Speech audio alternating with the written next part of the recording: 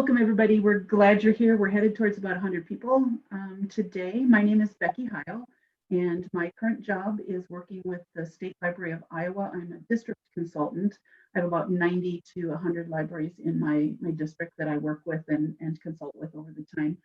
But a lot of you probably don't know, if you are new to this organization, I was one of the original board members of the Association for Rural and Small Libraries. I was the very first treasurer of the organization and served as president a long time ago, in those very early days when we had, 100, 120 members in the organization. So ARSL has always been near and dear to my heart. So I am happy to be here and will try to help facilitate as we go through the hour today. And I will turn it over to Debbie and let her get us started off. Hi, everyone. My name is Debbie Drachman. I am from the Crosswicks Library in Burlington County, New Jersey, somewhat center in the state. And I'm part of a big library system, but I am a small library and a member library, not a branch library. So we operate somewhat independently. And it puts me in a unique position because I have to make a lot of decisions on my own as the primary librarian and director. So I found these discussions, I've been participating for the past couple of weeks, and I've been finding them extremely helpful, specifically in putting a plan together for a gradual reopening.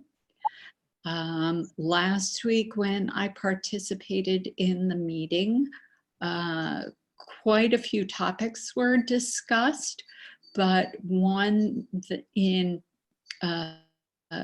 specifically that was asked to be discussed this week is how are we as libraries and librarians going to prepare for small businesses that are either in dire straits or businesses that have gone under, businesses in our community. How can we prepare ourselves now to support them for when we reopen, and what can we do? So I'm going to throw that out there to everyone and see what you all have to say.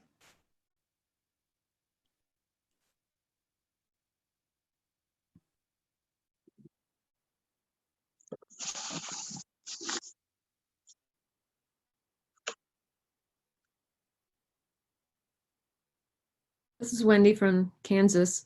I know that we have a brand new business in town that was putting their shop together just before all of the COVID virus stuff happened, and they do screen printing.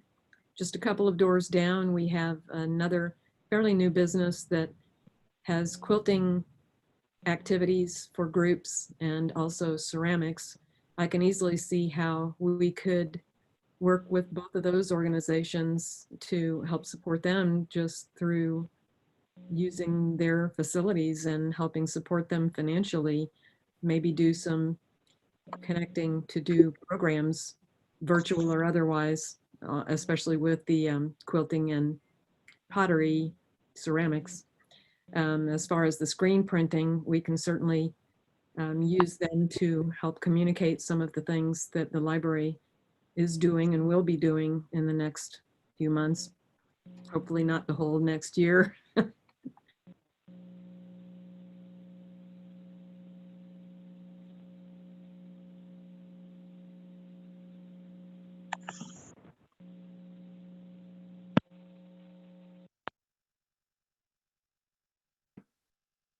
I see someone mentioned in the chat that they are connecting with their Chamber of Commerce in their township.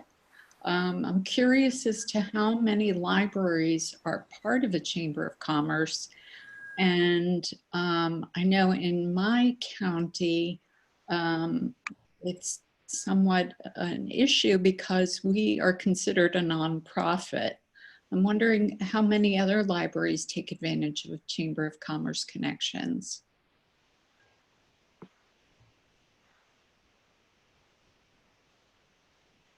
And I think, isn't there a way you can raise your hand? I think there is, so we could actually do that, but I can't remember where it's at. There you go. Reactions. Yeah, there you go. I think you can do the thumbs up anyway. Yes, fabulous. Thank you all. So not very many, which is interesting to me. But I think you're right, Debbie, you know, when you're in the nonprofit sector, it's a little bit harder to get in there. But I was reading some of the chat too, and I think making sure you're at the table with those businesses. Some of them maybe don't even know you exist. And so making sure that the chamber is aware, or whatever it's called in your community, I think is a really good idea. I really like that. I see nice. we had one person raise her hand. Melissa?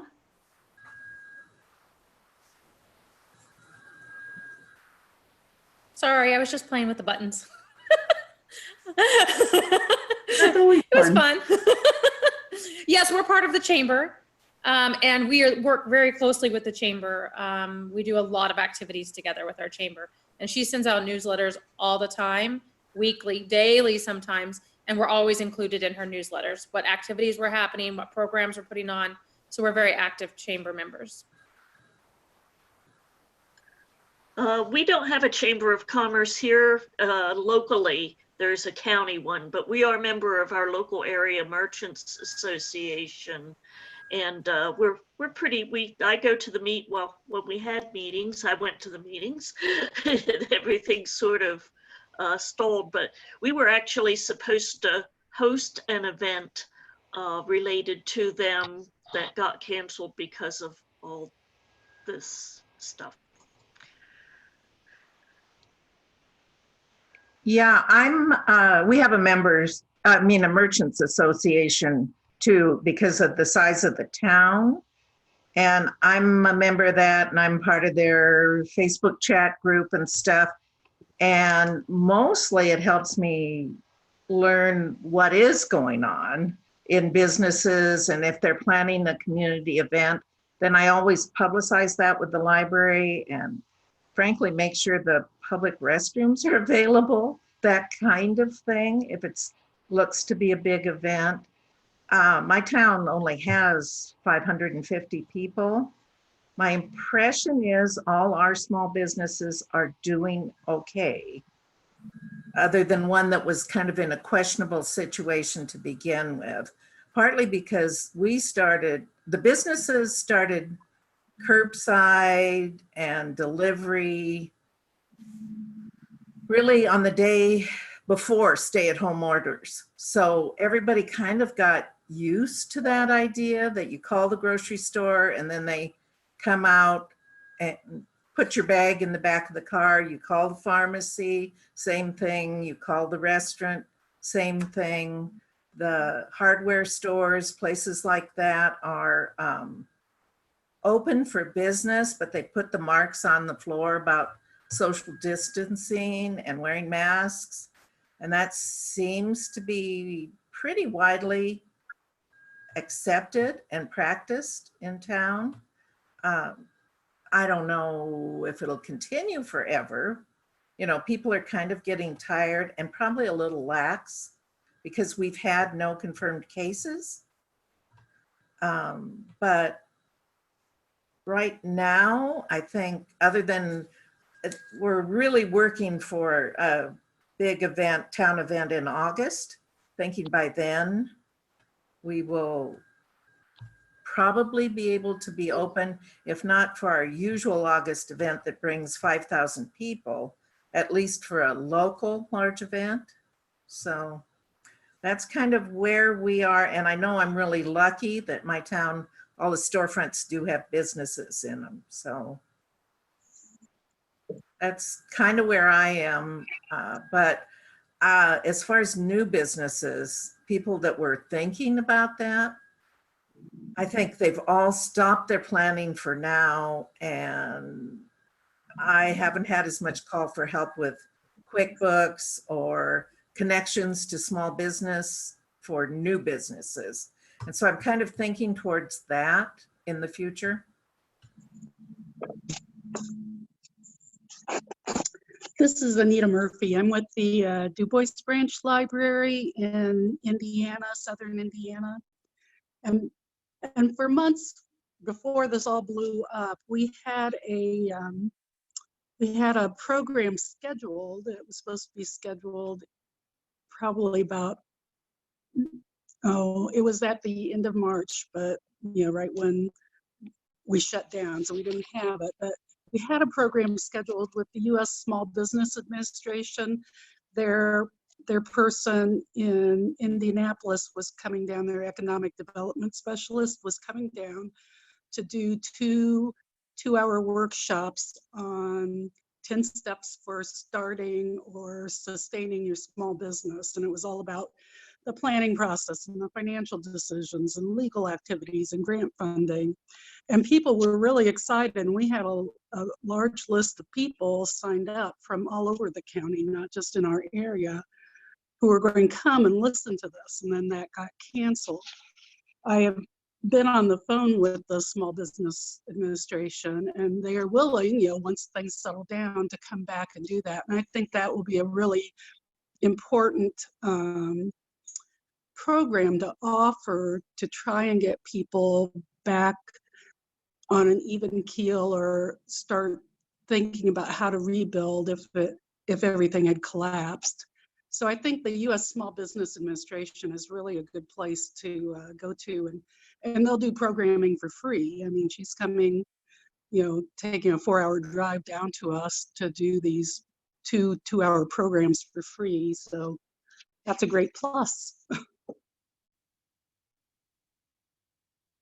That sounds like a great partnership. That sounds really wonderful. One of the ones that I saw go through here that I just wanted to sort of call out, I don't know if the chat is going by pretty quickly.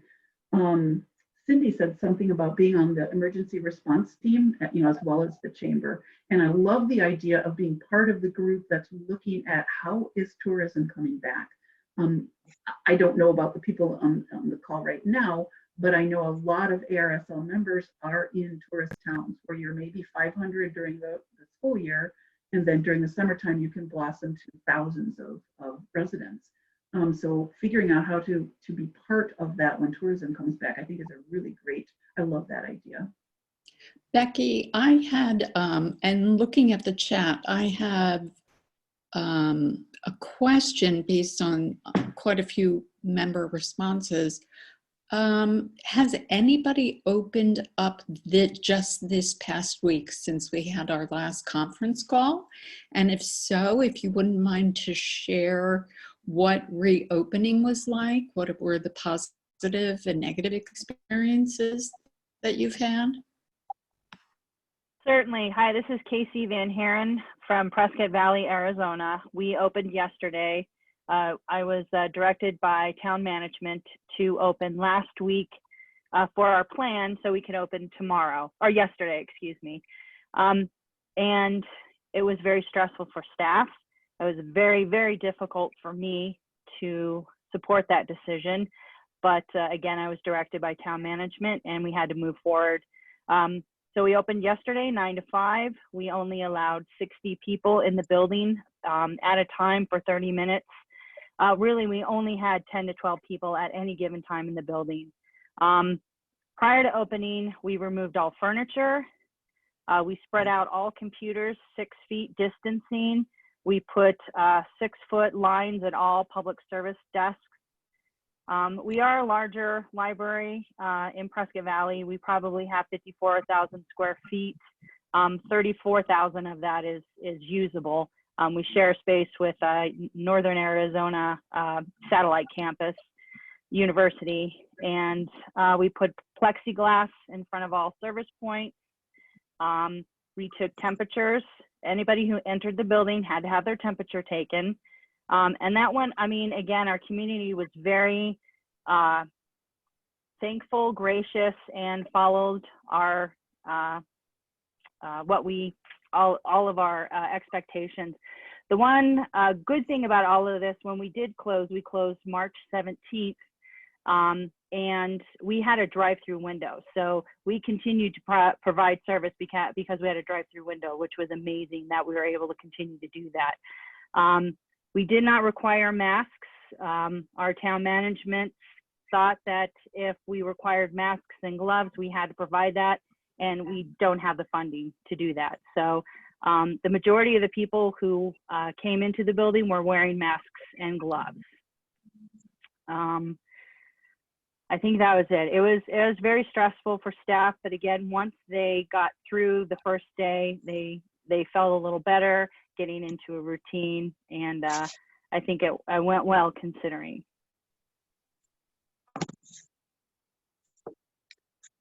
Hi, I'm Sharp from Eddie New Rockford Library in New Rockford, North Dakota. Town of 1,500.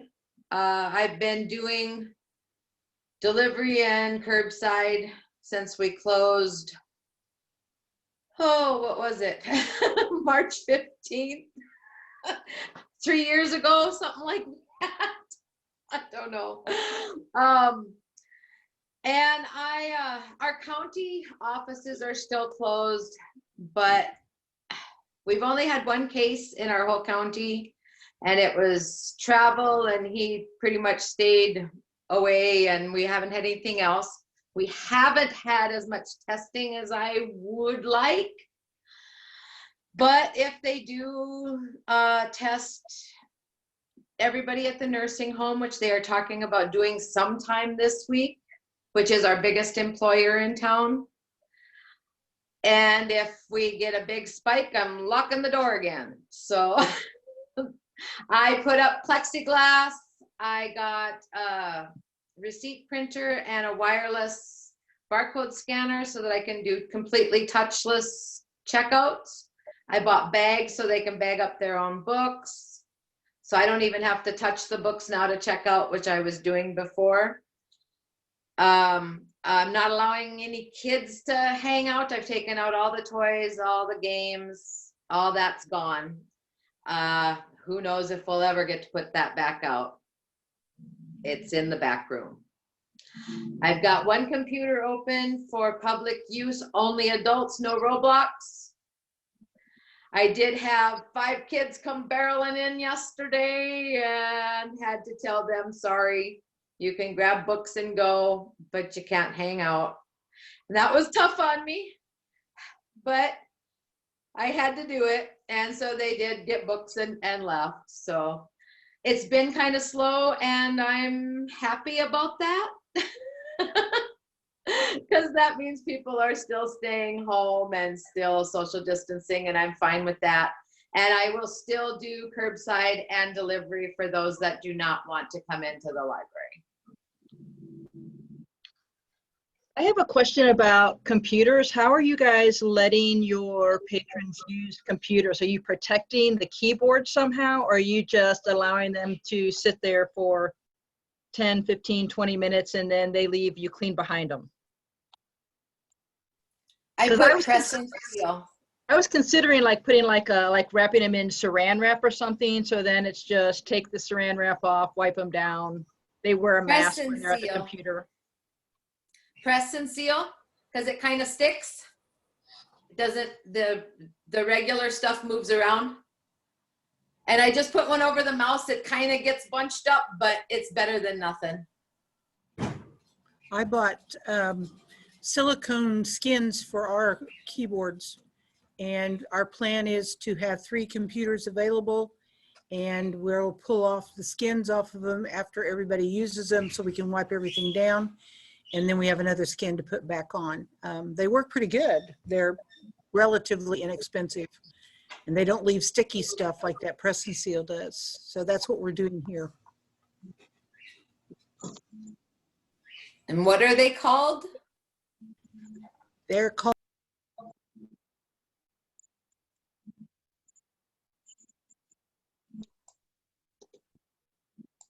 So here in Lansing, what we're in Kansas, we have 12 computers, and we're only going to have 4 of them being able to be used. So we pulled the keyboards and mice on all the ones that aren't being able to be used. We put them in the back workroom, and we're going to disinfect those and then swap them out when people are done. That way we don't have to worry about saran wrap, press or seal or anything like that. And then they get to, we will give them the keyboard and mouse when we do finally start using computers. We're not opening to the public at least until June. So that's what we're planning on doing with computers, so I don't have to worry about having supplies on hand other than to disinfect like we already have to do.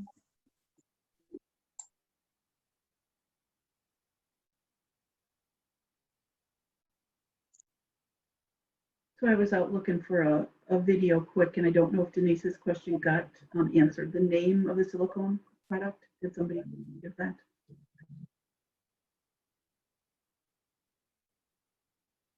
And then I just put up in the chat a YouTube video that I found really amusing about a library that is trying to explain why they're not going to be open to the public yet. And they have one of their librarians following the people around, spraying everything down with a 6-foot stick. It was really fun. Oh, I'm not sure what's going on there. Sorry if I'm quiet.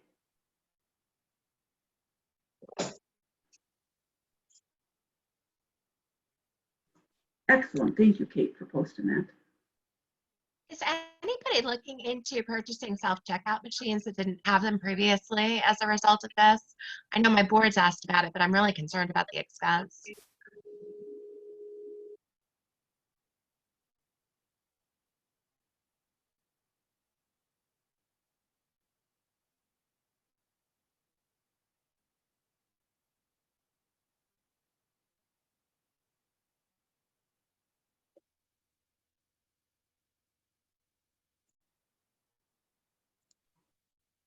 Anybody have answers that way?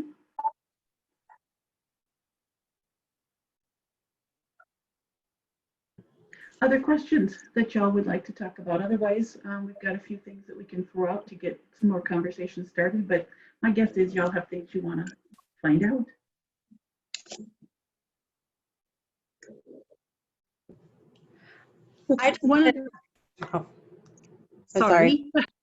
I just wanted to comment about the self-checkout. We're Lakeland Cooperative in West Michigan is getting an app called Capira, which does offer a self-checkout. It's kind of like the scan and go that you can do at Sam's Club and Walmart's. That is something we're going to be activating on that app when it goes active in July.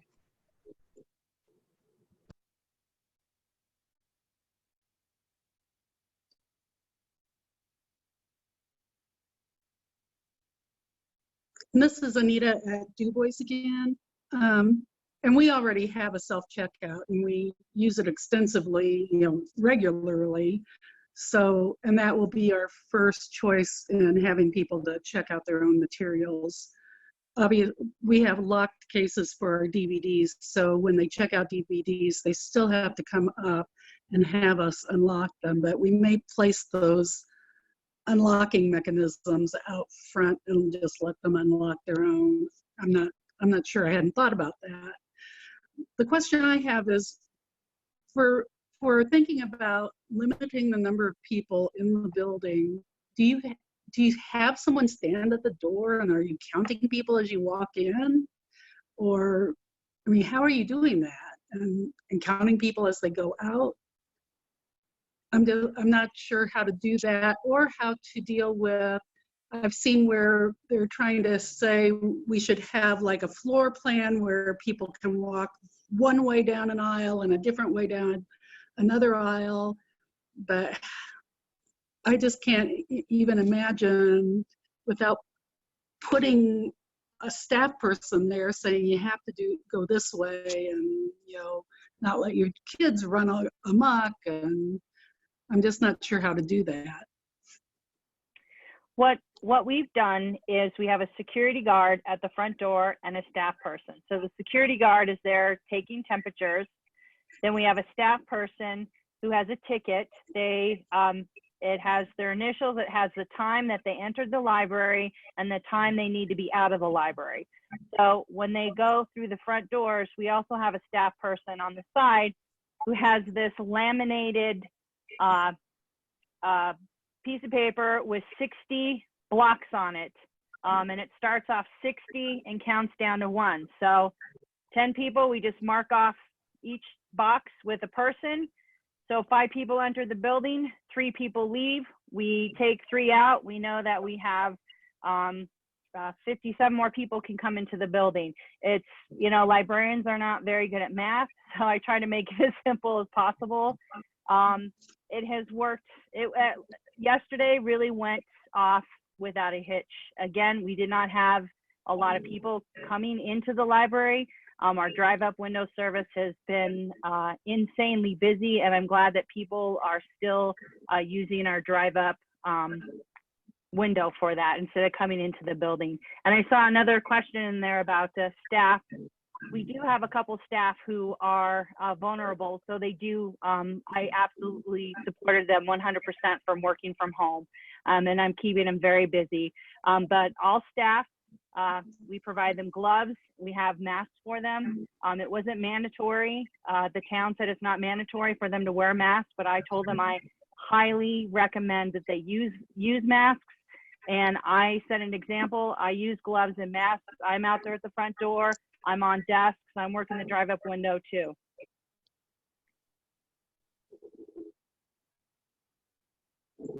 I want to eventually go back to the staff question that sort of went through the thing, but I thought there were a couple of other ideas. Those of you who are limiting the people in the building, do you feel, is your staff uncomfortable being a bouncer? And we're not used to that. We are welcome everybody, come on in. And so to have to put a staff person in that position, has that been awkward for you? And then I've also got, I was at a session yesterday and I have a couple of ideas that were thrown out there on ways to count people coming in, and I'll throw those out. I want to see if anybody else has ways that you guys have been doing it.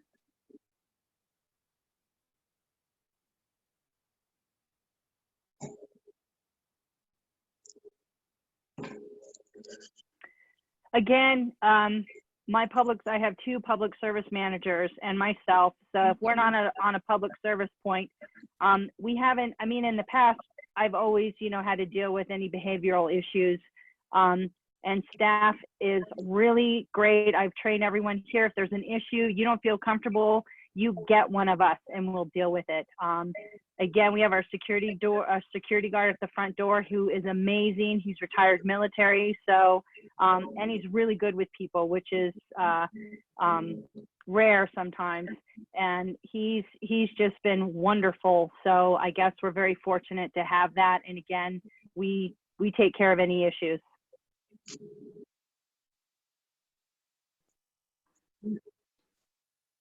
That's great, Casey. And I love your idea of the chart with marking things off. Some of the ideas that were thrown out yesterday, the ticketing system, I think somebody mentioned that either in the chat or mentioned that. And I think that's a really good one. You know, they come in and they put their ticket back. Another one that they talked about was if you have baskets for people to do their shopping as they walk around the library. You stick out 20 baskets, and when they're gone, nobody else can come in. When they leave and they return them there, you don't have baskets. Think of the other types of things that you could use that then just need to be sanitized really quick before the next, you know, before they get moved over to the other table. Things like red Solo cups was one of the ones that came out, or something else that would be library related. That would be something you could sanitize easily and quickly. They grab it, they go in, they do their business, they come back out and leave it. And that's a really simple way to know how many people, if that's the way you're having to limit, is by the number of people. I thought that was really great.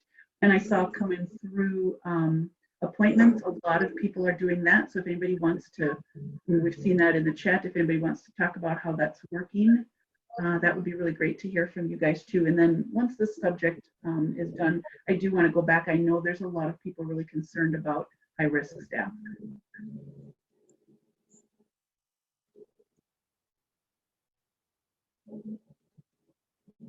Amita, please mute when you're not talking. Thank you.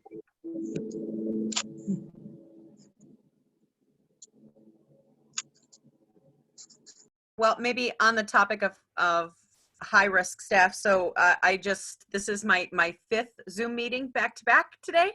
So I missed the first 10 minutes or so, but something that came up at our Zoom staff meeting this morning was how to limit contact between staff, so that if we do have somebody who is higher risk or somebody who becomes positive, how do we keep that from you know, they tell you to self-isolate and identify anybody that you've had contact with in the last 2 weeks. So what we're talking about is changing up our staffing schedule completely and going to shift formats. So like we're normally open we have staff in the building from like 8 until 8. And so maybe we have 8 to noon, noon to 4, 4 to 8. And those, like that shift stays the same. And so only those 3 or 4 people, they only work together and everything is cleaned regularly throughout the shift, but also any keyboards, mice, door handles, bathroom doors, phones, those kind of things, browser scanners, whatever, are sanitized between shifts, so that if somebody on like the A shift starts feeling unwell, we could potentially just have that entire shift stay home until we know whether their test is positive or negative, and not have to worry about whether that one person has worked with everyone on the staff because of irregular shift scheduling over the course of the last couple of weeks once we get that far in. It was just an idea that had come out, but I see that the staff seemed very supportive of it, knowing who they were going to work with, and that if something did happen and somebody was exposed and became positive, it wouldn't take down the entire staff again, without there having to be some way that we could continue essential or minimal library services without having to close. But if we have multiple people positive on the staff, I'm going to close it. I just am. But this way it limits the sort of ripple effect. And knowing here in Michigan that we now, when we'll reopen, will be considered frontline, and we can be tested without necessarily having to have symptoms, just so that we can all start with a negative test, that was reassuring.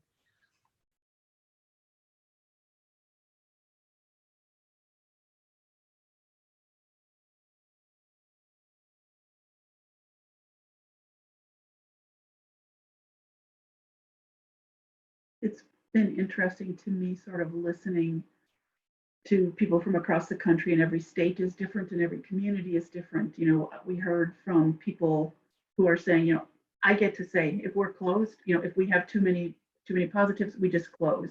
And for you to have the ability to do that. And then we have somebody on the other hand who said, my city said we're open. And so it's interesting to me as we look across the country at the variety of ways that, you know, whether you have control over what you're doing or not, and how you have to deal with that. I think that's been really interesting to see what those differences are and how we can make those decisions. Other people concerned about staff that you have that are high risk that don't want to come back to work. Do they get paid? Do they not get paid if you don't have work from home for them? That's a concern I know here in Iowa. I've heard that from a lot of my folks. We have a lot of people in that over 60 group that are working from home, or not able to work from home because they don't have internet at home. Is that a concern for any of you? And if it is, how are you handling that?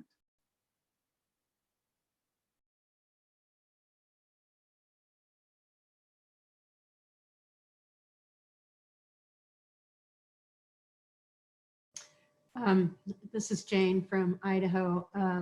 There are 2 of us who work in my little library. We never work at the same time, and we are both in that over 60 group. And my board has just been really, really supportive. They're like, when you guys feel ready, go ahead and do what you want to do. And so far we're doing curbside, and that's it. We're going to have tourists rolling in pretty soon because Idaho is Idaho, and kind of a little lax, I think. We are really not anxious to have people from all over the country coming in our building. So we're going to kind of play it by ear and watch the numbers, and boost our Wi-Fi speed a little bit, so it'll be on outside. I've already had people complaining that they can't come in the building to use the internet, but oh well. It'll be interesting. Jane, how big is your community? What's your population that you serve? Well, our district population is 252. There's like 65 in town, but there's over 1 million people come through here normally during the summer. So it changes immensely during the summer. And yeah, we're just not really too excited to let people in our building. I tried to figure out how can we just keep this open for locals, and then I thought, well, then we wouldn't really be a public library, would we? But we are changing a lot of things. We're not going to do. We do non-resident cards during the summer for employees and people who spend most of their summer here. We won't be doing that this year. I don't think we're going to let people in our building other than by appointment, maybe 2 at a time, because it's pretty small, 2,050 square feet. Just really changing pretty much everything. At least for this summer anyway.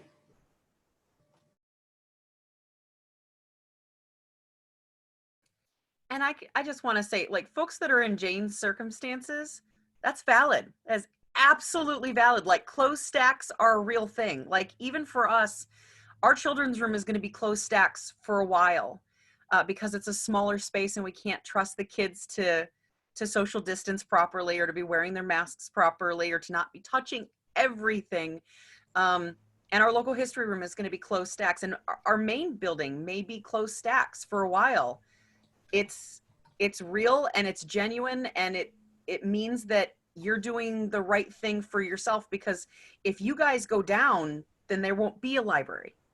Yep. You can't pour from an empty glass. So if that's what you have to do so that you can continue to offer any services, then do it, and don't be ashamed of it. You're making the right decision so that some services can continue to be provided. Yeah, I'm not too worried about it. If people don't like it, they don't like it. I'm looking out for myself and for my assistant and basically our community as well. So that's just the way it is. I don't think we're going to let kids in at all. Yeah. I'm curious. How many libraries or like, how are you guys handling kids coming into the library, if you're even letting them into the library? Because I know we're not having any programming, but we've been talking about what is that going to look like if they are coming in at all. Is anybody letting kids inside the library? I'm going to be letting, but I have the basement section. It's only there's only kids section down there. So what I'm going to do is one of us will be down there, and we'll count how many come in, and we'll let families come in, but the adults can go upstairs to get their books, but the kids will have to stay downstairs, and we'll limit how many come in. And then we have 2 computers, and they're very far apart. And so we're going to let them play Roblox, but I will be monitoring the time and how they're doing it. I'm not planning to, I mean, we're still completely closed. And the first phase of it is going to be curbside only. But once we reopen, I'm planning on limiting the computers to only work-related or unemployment or something like that. No kids coming in and playing games, because they'll come in and stay for 5 hours if we let them. And then I'm also, once, like, the next step up is going to be, I have a timer and you get 30 minutes. And I don't care if your YouTube video is only halfway finished. You had your 30 minutes and that's all you get. I'm sorry. What I'm concerned about is I have a split level building. My library is upstairs. Downstairs is the meeting rooms. And we have kids that'll come in and they'll sit downstairs in the meeting room to use the Wi-Fi. Well, if I'm telling them that they can't come in and actually use the computers, they might start bringing in laptops or phones or tablets or whatever and sitting downstairs. And I'm okay with that as long as they're distancing and I can't really trust them to do that, and I can't really monitor it either. I mean, I have a camera down there, but you know, it's like I gotta figure out if there's some way that I can actually close off those rooms. I can't close it entirely because that's the only bathroom is down there. But if there's some way that I can, you know, basically close off those rooms and say, sorry, but you can't just hang out here. You know, if they want to use the Wi-Fi and they can sit around outside, fine. You know, they can do that, but I don't, and the problem is that people in my town, we are the internet for a lot of these people. There isn't another option. So it's like, okay, what do I do with that? You know, every time I think I've got the reopening plan set to present to the board next week at our board meeting, another thing comes up and I don't know what to do. It's just, I don't know.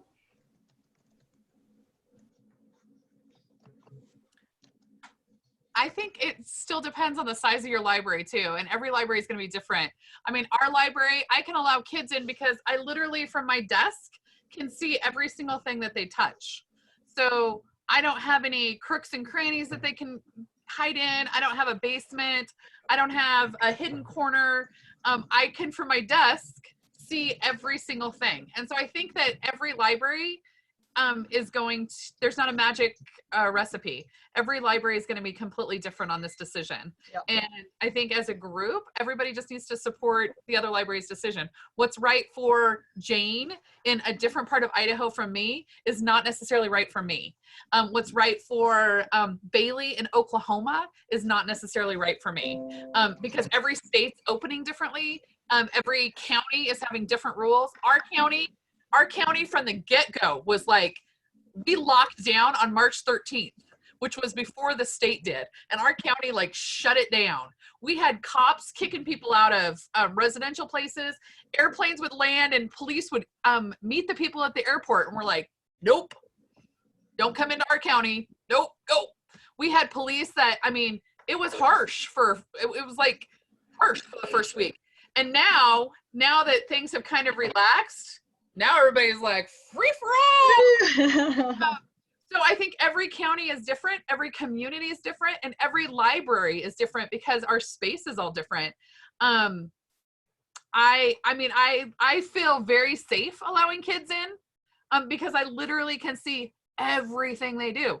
But if I was 15 miles up in McCall, which is my neighboring community, I wouldn't feel safe at all. I would absolutely not allow kids in my library. And we're only 15 minutes apart, but we're totally different communities. So I support all of your decisions, whether or not I agree with them for my library or not.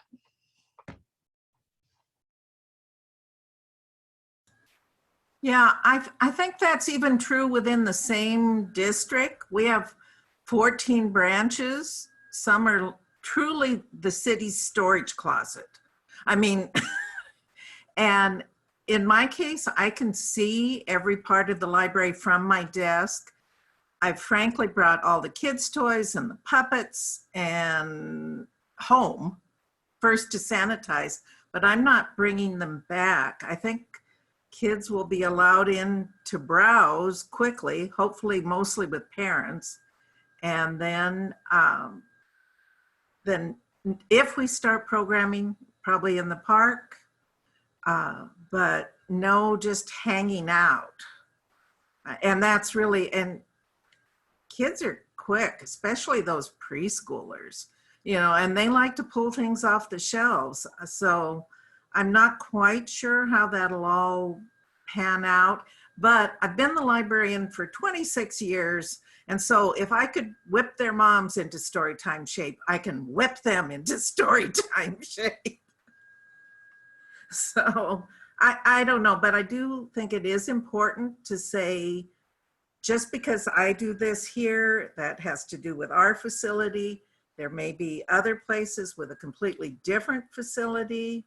Some are connected to grocery stores. I mean, it's a big difference, and we need to feel okay with that and tell everyone that we're okay with that, that each library is different and how they handle it and the number of cases, that's all different. So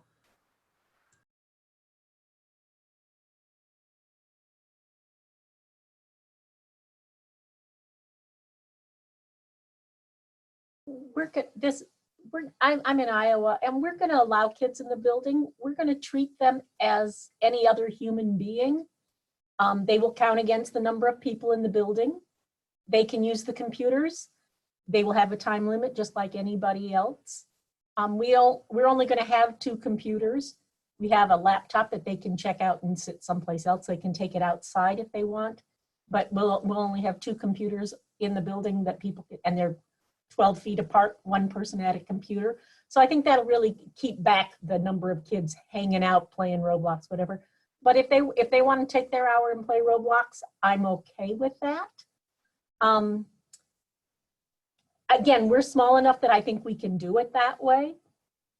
I really feel strongly that I'm not in a position to say you can only use the computer for this, or you can, because I don't have the time or the ability to do that with adults. What do I say to an adult who comes in and applies for unemployment and then prints off a bunch of coupons? Do I tell her, no, this is only for work? I can't do that, so I can't do that to kids either. So we're going to treat them like any other human being, but everybody's going to be on restrictions, not just our kids. Because I'll tell you, my old people are the ones who touch everything in the building. So. Laura, I'm curious, what are your rules age-wise for unattended children? Because I get some pretty little ones that, oh, mom's in the grocery store, so she said to hang out here for an hour. And normally it's not a problem, and I haven't been real strict enforcing our under 8 must be accompanied, but I think that is one place I'm going to have to be more strict on. So I'm just wondering what other libraries' rules are about unattended children. Clancy, our policy on unattended children is once a child is able to consistently and fully follow our behavior policy, they can be alone in the building. Again, we're small enough that we can do it that way. We can kind of keep track. So I have some 6-year-olds who are allowed to be in the building by themselves. I have some 12-year-olds who are not. And we kind of, but we say once a child is able to consistently and clearly follow our rules, they can be in the building by themselves. So we don't set an age date. Sorry, I got to take a phone call. Cindy at Albion again. We already had an unattended child policy in place that between ages of 6 and 9, they can be in the children's room by themselves as long as their parent or caregiver, which we define as somebody at least 16 years of age or older, is in the building. And over at like, I believe it's 9 or 10 and up, they can be in the building by themselves as long as they're behaving in accordance with our conduct policy, which means they have to follow the direction of the staff. They can't hit each other. They can't yell. They can't run, you know, those type of things that we would expect of anyone else.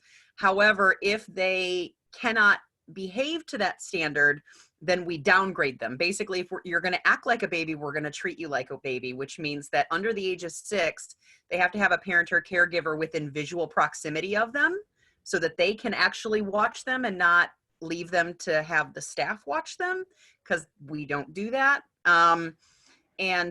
So that's probably what we'll do going forward. It's just with the schools out, we're expecting the big rush of unattended children who don't have any other options and have been coached to lie to staff as to their ages and where their caregiver is in an effort to be at the library instead of at home because their single parent is very likely at work.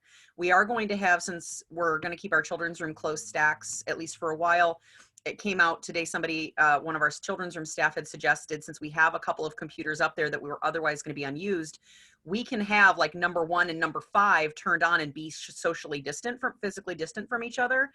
And if we allow appointments for just those 2 computers at a time, we could have parents who have children that they cannot leave home unattended, because we have a lot of single parent households where they don't have childcare, so they travel as a pack because they have to.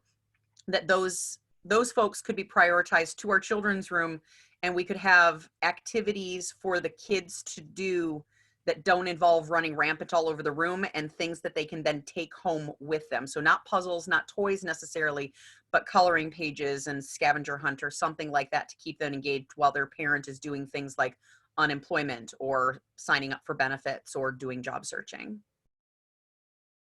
I'm really concerned, you guys, with unemployment going up. And it's just going to continue to go up, and allowing access to the computers, even when we're closed. We're talking about limiting our open hours. But how will you be setting appointments so people can come in and use your computers even when you're closed? Because I'm very rural, and they don't have internet access. They don't have computers. We have internet, and we have computers that aren't being used. And these families need to apply for WIC and SNAP and electric services. And I think that we can all do a better job providing the computer service to people. That's just my 2 cents. Because it's going to be a really big need in the very near future. Colleen, this is Dennis from Bridgman in Michigan.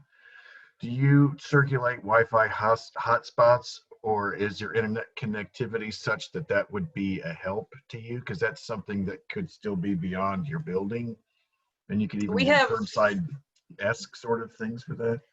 Yeah, Dennis, we have 20, and I just wrote a grant for another 5.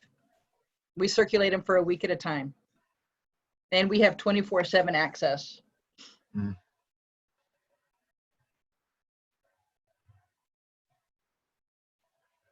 Can you share with us where you got that grant, Colleen?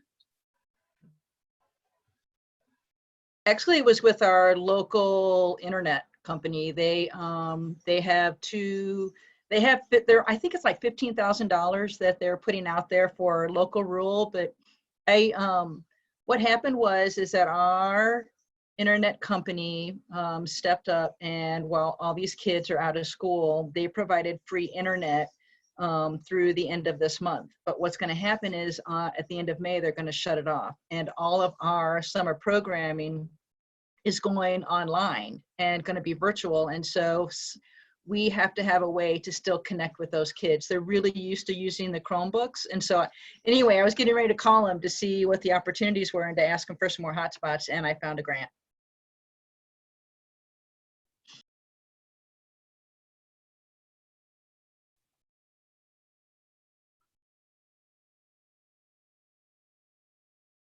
Well, I'm going to throw out one last question. This is one that I've been asking some of my librarians as I talk to them, and sometimes it's a nice way to sort of get a more positive thing as we end this. Although you guys have done a really good job of keeping things positive and not getting down. Although I agree with Cindy and some of the rest of you who said, we want to be the place where people come and hang out, and now we're having to tell them they can't. I think that is really sad, and I think we all can grieve for that as well. So the question that I'm going to throw out, and feel free to answer it in the comments or speak up if you would before we kind of wind down here. Are there changes that you've made now, curbside being a really obvious one, that you are thinking were things for the positive that you might want to continue in the future? We eventually get back to normal, whatever that was for each of us.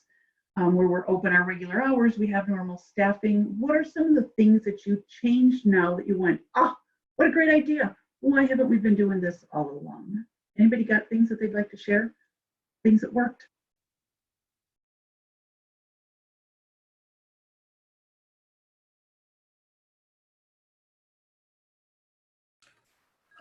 We've really increased our books by mail.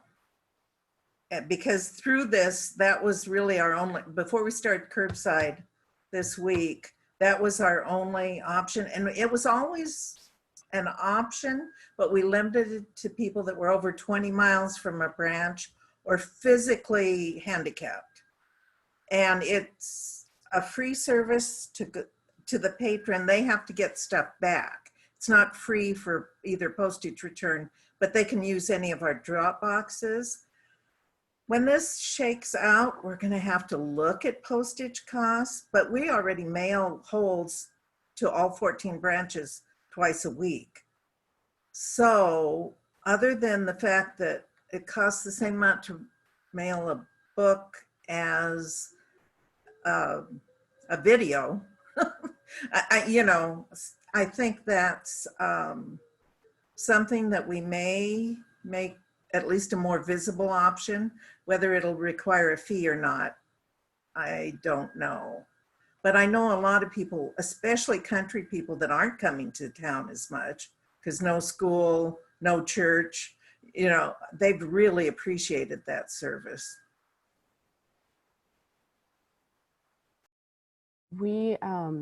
I tried to start a story time like a year ago and it did not take off. Just nobody came. I kept it on the schedule for like a year almost and nobody came. So I just stopped. And when we closed, I thought, well, what can I do? And personally, I know there's all kinds of, authors and publishers offering, okay, go ahead and use our stuff. Don't worry about copyright. But that just scares me. I used to work in publishing. I'm just not touching copyright. That stuff is scary.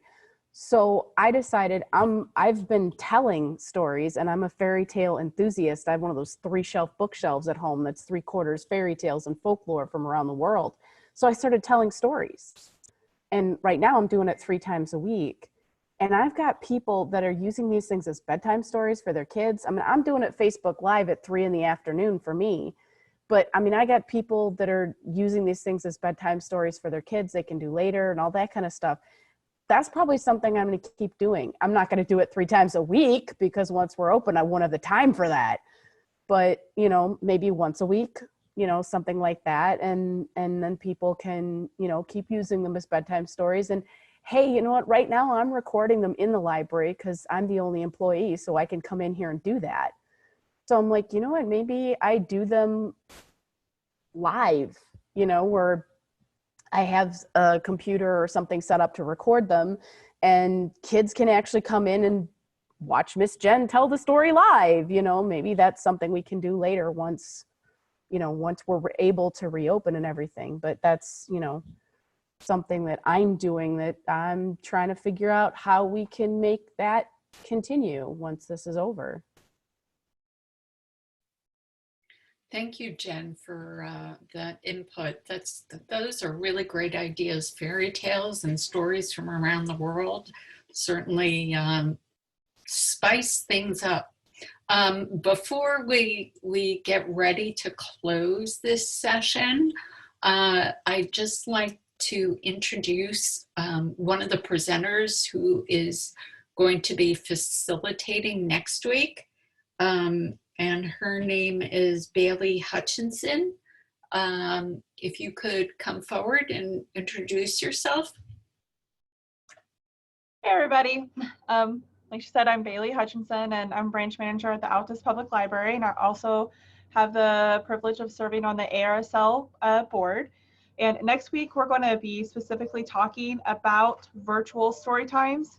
And I'm super excited because it already sounds like it is something that so many libraries are already doing. And I cannot wait to learn about what you're doing, how you're doing, so we're going to be talking about like what works, what hasn't worked, different platforms, different times.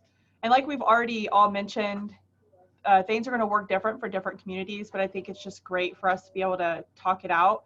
I think for a lot of us, this has been a new avenue of consistently delivering story times in this way, whether it's for kids or teens. And so we're excited. I have a few people that are going to be facilitating with me as well next week. And so we're excited to be doing that.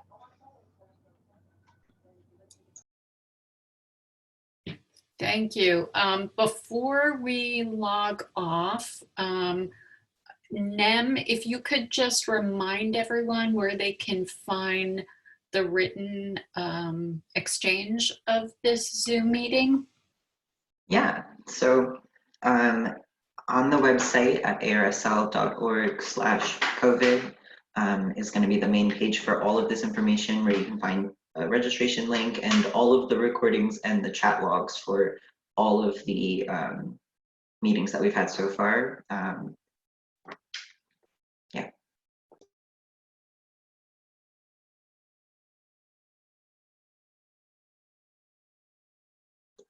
That's great. I didn't know you guys were saving the chat. I really appreciate that because I was trying to scribble as fast as I could all the ideas that people were throwing out that they're going to keep. So I will do the final wrap up. Thank you, Debbie, and thank you, Nem, and thanks to Bailey for giving us a little preview of next week.